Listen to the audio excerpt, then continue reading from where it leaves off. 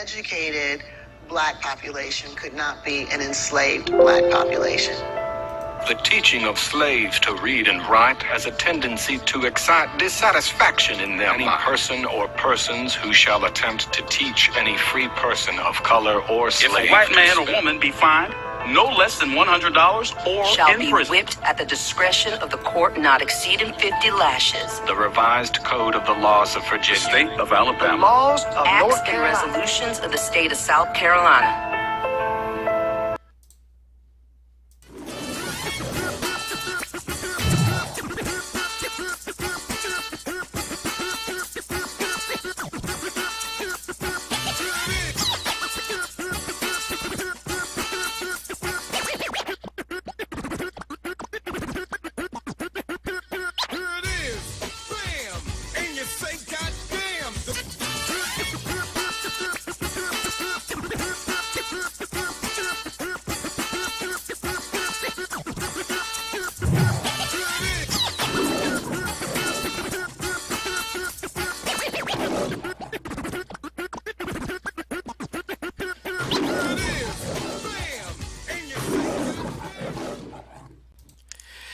How y'all doing? How y'all doing? Good evening. Good evening. Has it been a while?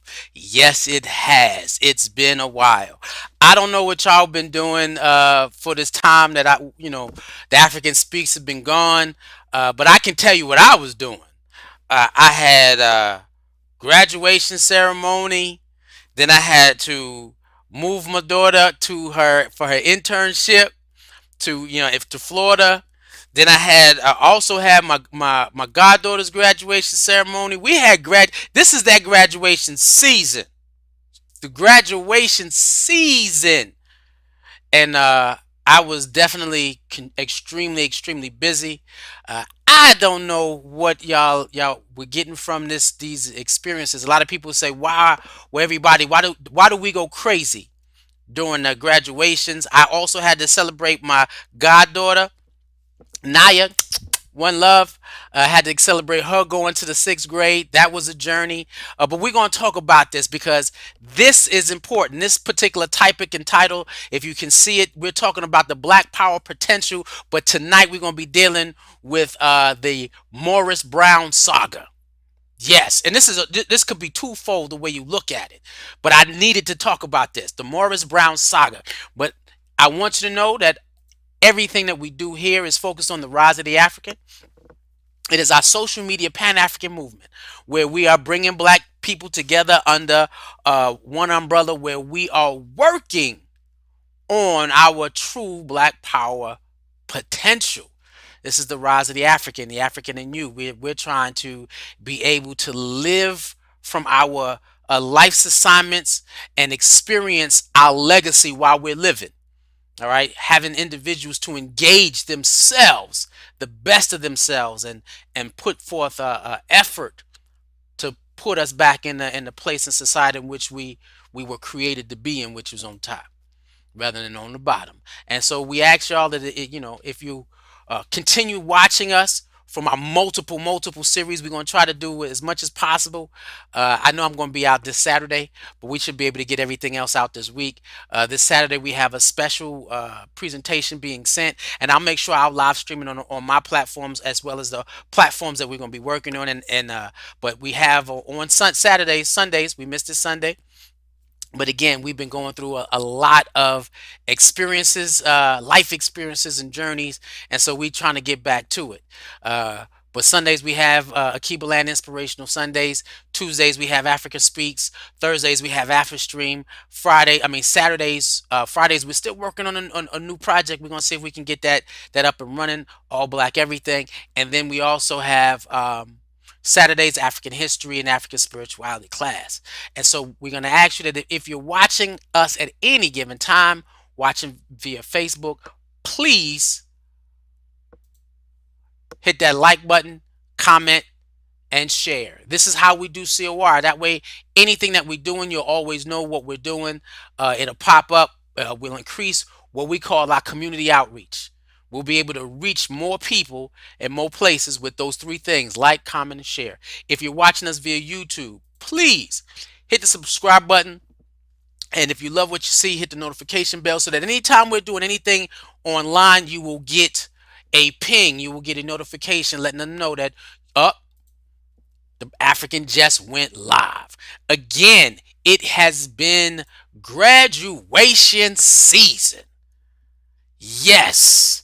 And we celebrate the way no one else celebrates graduation season. Now, I don't know if y'all was watching, but I posted pre-graduation pictures, graduation pictures, post-graduation pictures, and a video. I went all out for my baby girl. Wait, and you know I'm gonna drop it again. So that's why you see the Tuskegee up there. I'm representing TU. You know, uh, and I had the flyer out. Had to let y'all know that baby girl did a thing.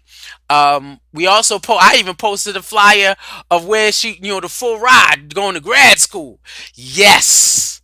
And so celebrated. I picked up my niece, and again with my niece, her issue, she was going, my niece was going to she was in the third grade, and they told her in the third grade that she would not get out of elementary school if she wasn't on a IEP. And I was like, wait a minute. And you have a lot of teachers. When I had to call around and talk to some teachers, even within our community, oh, they was really ready for the IEPs. They was like, yeah, if she needs it, she needs to go. She needs to go. She needs to go. And I don't know if that was authentic or it's the fact that they burnt out teachers. Real talk. Sorry. That's how I feel. Because I had the sister, I told my brother, I said, no problem, bring it to me. And so it was a constant focus on her academic, catching her up academically, and also building up her spirit, her self-esteem, and letting her know who she was and what she would have to do to be able to succeed. And from that, I was pulling out. Why? Because I'm sitting there saying, again, this is about the rise of the African. And I said, if there's somebody personally that I have to work with to get the African in them to come out, I will. Because I worked with my niece, and she's leaving elementary school without an IEP. And the teacher that she got awarded the most likely to become a teacher. Because not only was she willing to learn for herself, but the way the skills and the techniques I taught her, she was teaching all her friends. What? The African in her came alive, and she said, I'm going to fight for the best of me. And that's it is. So I went to my goddaughter's graduation, right? And this is what prompted this particular segment, my goddaughter. I went, and she graduated from Morris Brown. Right. So we talking about the Black Power potential, the Morris Brown saga. Now, she graduated some years ago from high school. Years ago. And Morris Brown had already lost their accreditation. And so she was talking about, asking me my thoughts on her going to Morris Brown, which is an unaccredited college. I said, absolutely not. Absolutely not. Is no way we talking about financially helping you do that, right? And so she went against it, and she went. And so, as I'm going to the graduation, I'm looking at the graduating class. I went to the first accredited graduating class from Morris Brown in the last 20 years. Wow. So we talking about Black Power potential. Wow. Now, normally when we was, and so let's break it down, since I ain't been here in a minute, and which is a week or two, and you haven't heard what this is about. So when we talking about the Black Power potential, we're talking about the potential energy, something that is being placed in, and here it is. Potential energy is M times G times H. That's just, M is mass, gravitational acceleration versus the height. And so in this place, we're talking about the Black Power potential. We said potential energy does not exist unless you're placed in a space of discomfort, right? So if I set this pencil on the desk, this case, there's no Black Power potential, there's no power potential there. But if I hold it here, and whatever this weight is, which is the weight, and I'm offset and I'm holding up. Whatever the weight is, that mass, and that gravitational pull according to the weight and the height that I hold it will determine that energy potential, right? And so when we talk about black power potential, we're talking about a school lost accreditation, right? 100. I don't know how old Morris Brown is, but we said the AME Church put it together 140 years ago, right? Long time ago, right? So it was like, I think that's what they were saying when I was sitting there. But it was an old. They said it in the basement of AME Church, in the basement. Morris Brown created in the basement of Ebenezer. Ain't that something? And so when you have a scenario where it was off kilter, Morris Brown lost accreditation, lost respect, lost integrity, lost everything that you can think of. And so what potential was available to them when they were placed in a state of discomfort? Now, again, normally when we're talking about the black power potential, we were relating it to the Internet of Things. Our ability to create our power of a people by being a people, because we have a avenue to be able to connect with one another in a realm where it makes our numbers limitless and our possibilities limitless times 10 if we use it right. Now, but in this space, I can't tell you how much they use the Internet of Things, but I can definitely talk about this situation as being the black power potential. And so if you was looking at and my thing here was, when I went to the graduation, I was sitting down and I was listening to the individuals speak. I didn't understand. I didn't experience the magnitude of what they were able to accomplish. I was sitting there and I was hoping that somebody would hit the stage. Even the keynote speaker was dry. Alumni was dry. The president was dry. Right? And I didn't get that because of what they had to accomplish to get to this point where they became accredited again. And so I want to put together here for those who are watching what actually took place. And I said, I got to be sitting there listening to a pin drop inside the room. I said, this room, as small as the gathering should be, the noise should be off the hinges.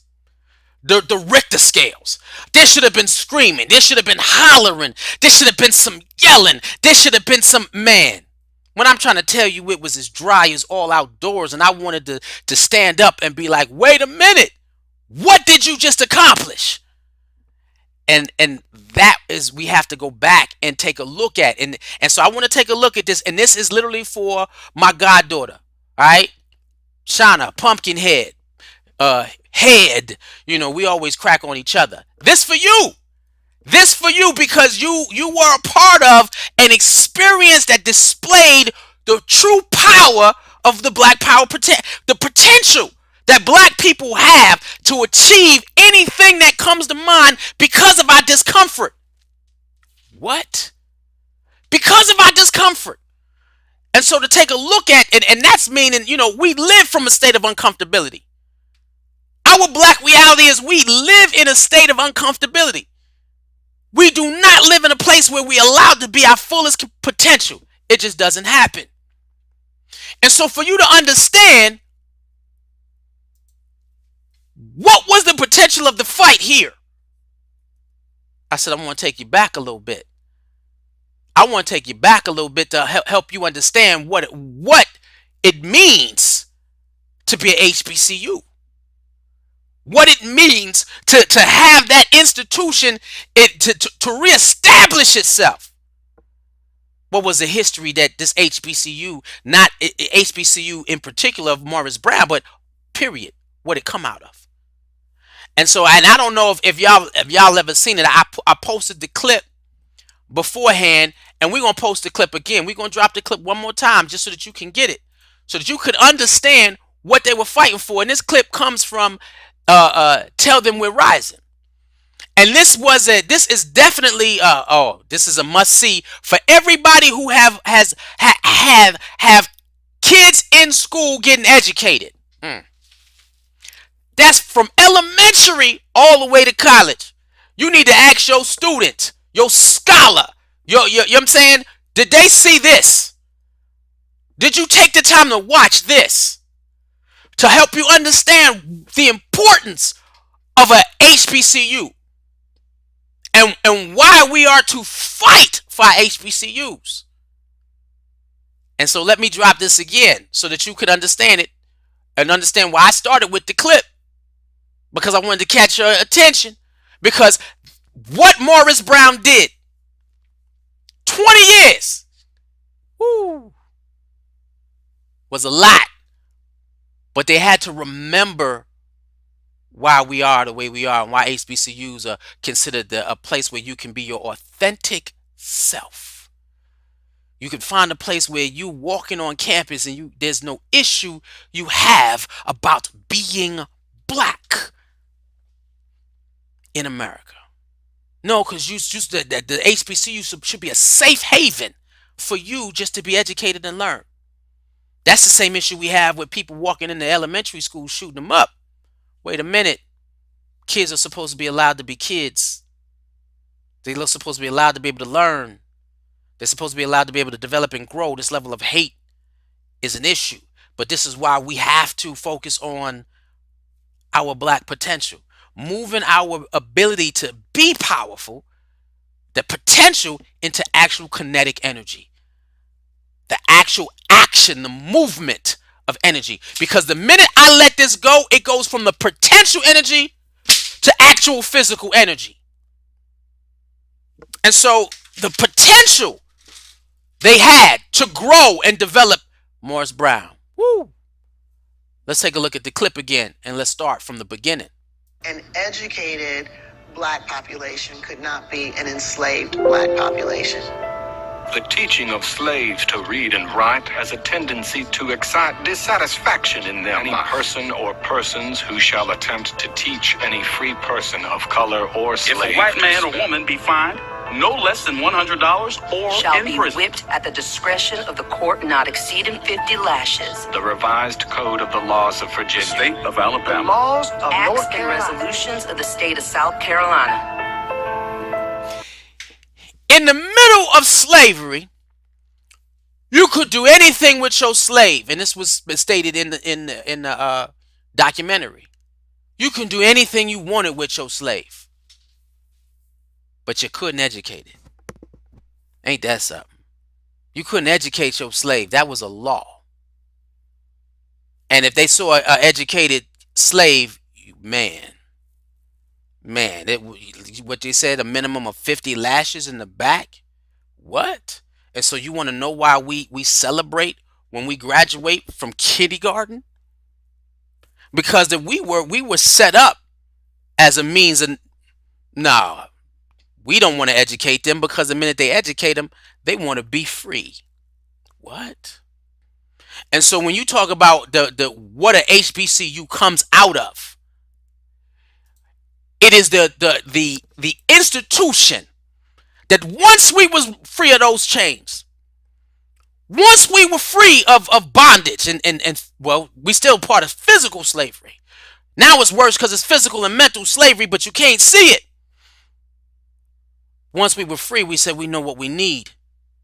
Said Booker T. Washington said he one day he walks one of his mistress, the ma'ams, the young ladies that he had to serve to the school, and he walked her to the door and stood out and said, if I could ever get into that room looked like paradise.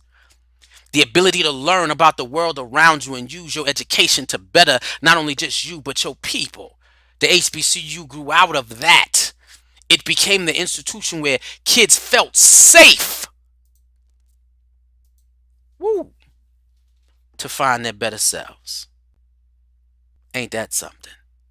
Felt safe to find their better selves.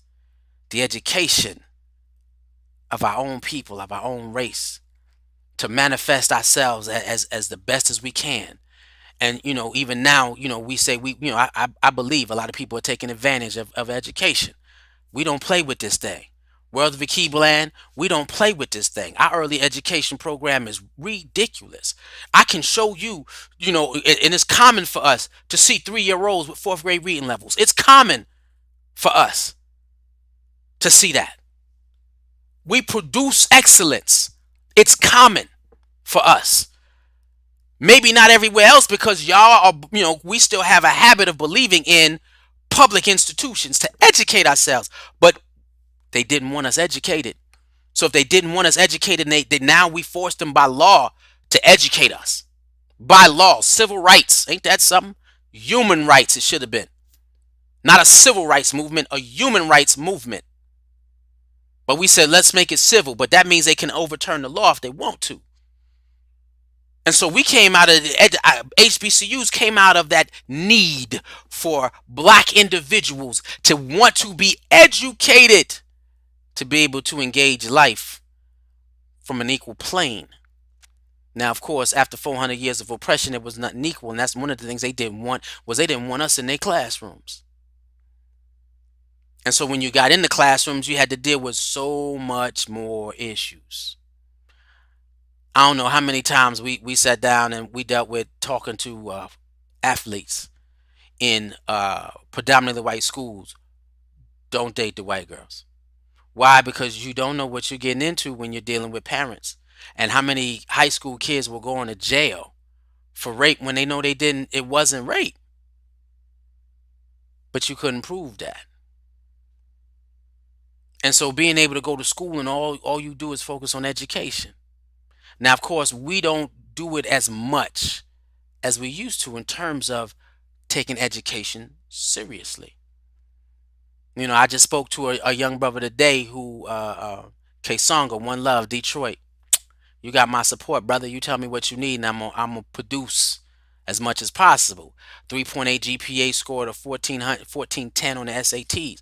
I said, now it's time to fill out those scholarships, because you can get paid to develop yourself so that the level of education you have serves the greater society. Companies will pay for that. People will pay for that. How seriously are you taking your education? And so HBCUs around the country began to grow. Oh, and I did hook him up with the scholarship database, and it's up to him to, you produce it. I said, feeding out scholarships should be when you have a scholar, if you don't have a full ride or close to a full ride, you filling out scholarships from $100 to as much as you could find, full rides. And then when you get your tuition paid, you look for more. That's living expenses. Because of where we came from. We need you to be able to focus on an education. Understand where the HBCU came out of. And it was so that we could create, this. Where'd you think we got a Black Wall Street from? And when you look at these movies like The Banker, the fight that we had to put up just to be here, for me to be able to sit and live stream this information, that didn't come from me. That came from those people who was sitting in them seats. When my daughter sat down and said, my education is for those ancestors who jumped overboard because they knew death was better than living in a life of bondage. It's for my grandmother. It's for my grandmother's grandmother. It's for my grandmother's grandmother's grandmother. Those who really couldn't even get to this point. Now she's full ride to grad school. What? She not playing. But it's because of what HBCUs came out of and what it meant for people. That we could go somewhere, or we wouldn't even have to travel far. And so that's why all over the country, HBCUs popping up to make sure that what you can have a place where you can be unapologetically black. And at one point she wanted to go to Georgia Tech, and she got cried because Georgia Tech didn't give it a full ride, despite the relationship we had with Georgia Tech in the grades. She should have got it. She went to Tuskegee, and I said, you ready to transfer? She said, Dad, they messed up. So what you mean? She said because sitting in, she was at a, she's been at private, private or charter schools all her life, Afrocentric schools. She wanted to test her level of intellect in a more diverse environment. When she was, that's why she was she duly enrolled at Tech. Why wouldn't you allow her to go to school there with more than what she was doing? It didn't make sense to us. And then she was known all over the campus. It didn't make sense. So when she went to a HBCU and she said, "Dad, I belong here."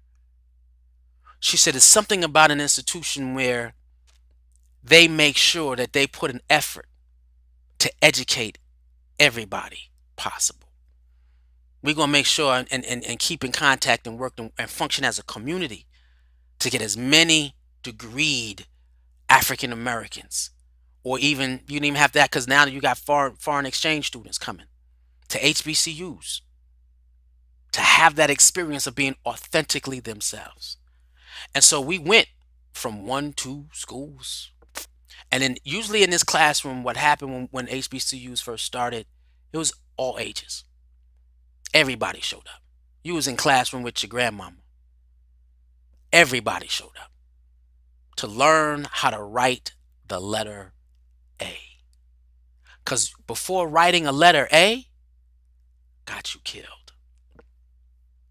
Sitting there watching your mistress learn how to read, and you had to act like you weren't learning while she was learning. So you learned how to read because you was up in there being her playmate during class. You were the human toy. And so you learn how to read, and then you show that you learn how to read, and they get mad at you. They want to cut you down. You had to keep that silent. Ain't that something? And so we go to having HBCUs all across the country. All across the country. Ain't that something? People say, I ain't going to HBCU. Man, you don't know what you're missing when you don't go. I always say prepare your students. I just got off the phone with someone else whose kids are going to school and, have fun. I said, hold up. You don't have fun until you graduate your senior year. They say, oh, enjoy your freshman year. Wrong. Your freshman year is going to be the year that you can easily get to 4.0. So you focus your freshman year. Put it down your freshman year. Because if you don't have the full ride before your freshman year, you should get the full ride after your freshman year. That's exactly what we worked on. Making sure you had the full ride after the first. Kill it. And let them see that you are prepared to be a student. Regardless what area of town or city or what was your economic background before college, when you got there, prove that you belong. We said that down, Morris Brown came out of a history of black people fighting to be educated at the highest level possible. I want to go to university. I remember growing up watching the commercials, United Negro College Fund, because of mine is a terrible thing to waste. Ain't that something? Trying to educate everybody. So when you lose an accreditation and you want to know, well, how did they lose it? Poor money management. Do you understand the amount of money that goes through a HBCU? What? Somebody got greedy. Somebody forgot our history. Somebody forgot the heritage. Somebody forgot the integrity that it took for us to get to this point. Somebody forgot it. And there was a lot of thievery going on. A whole lot of thievery. And they lose their accreditation. 20 years of fighting back from that level of shame after coming from this history.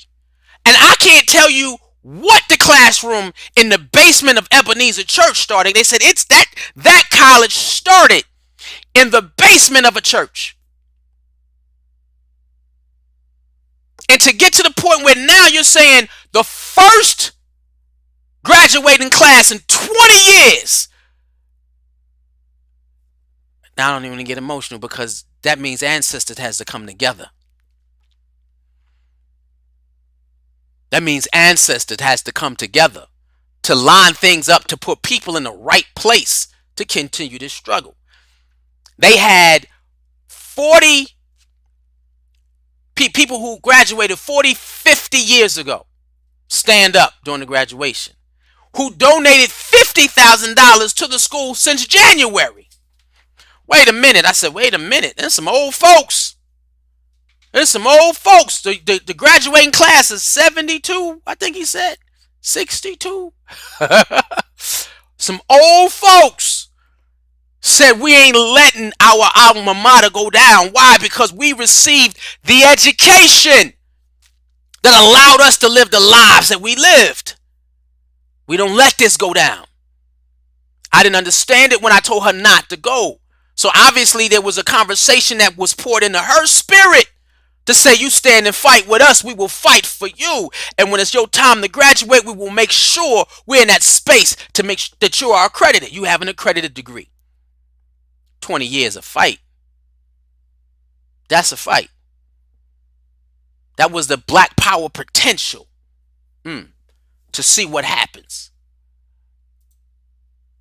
when a group of people stand together because of the discomfort of life, for the uncomfortability of life. Black people stood up.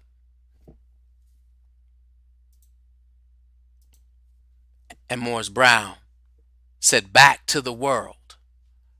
We might have fell, but tell them we rising.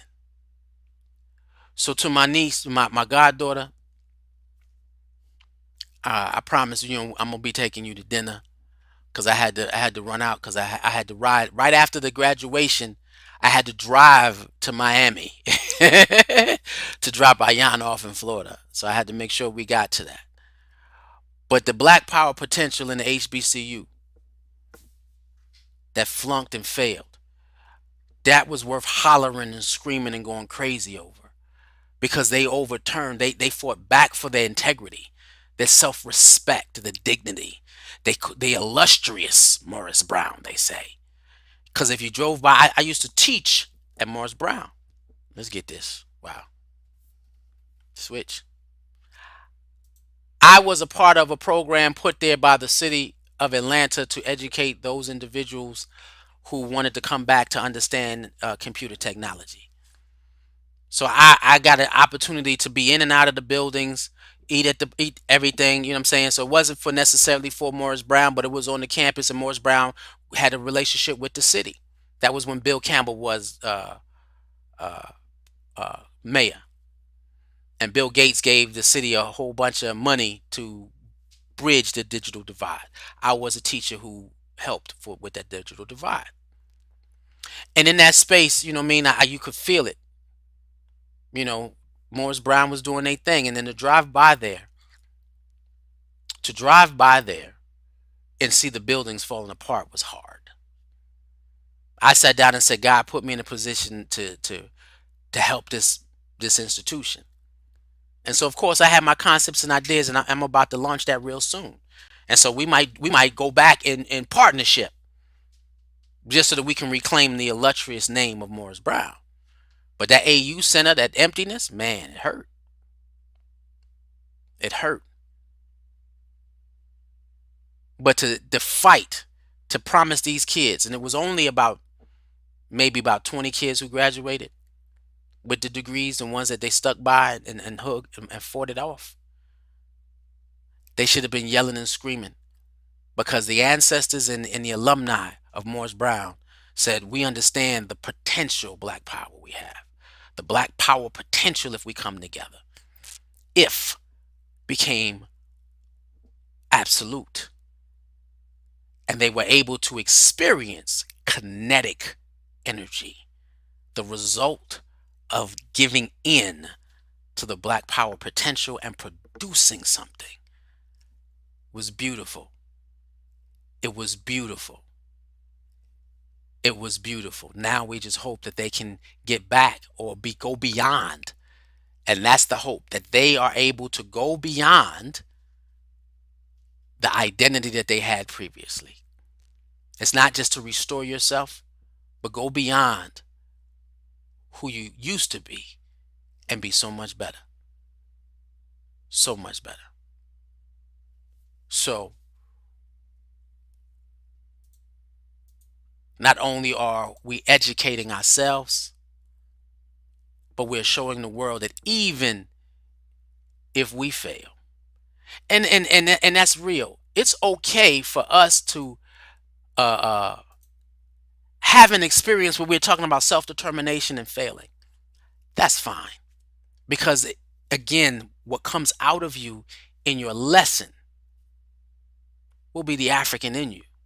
And so even if we have an institution that drops, but they're not afraid to fight through and get back up, because there was another one that lost accreditation, and hopefully they can follow the same suit. I know during Savannah State's run, where they tried to remove Savannah from the face of the planet and annex it to with Armstrong, I started a petition for it to become Savannah State University. Nobody knows that.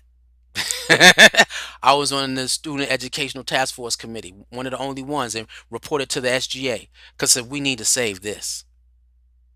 Savannah had so many students, I said we can be considered a university and get more funds. And that's exactly what they did. Why? Because we believed in the rise of the African. So it's okay to fall.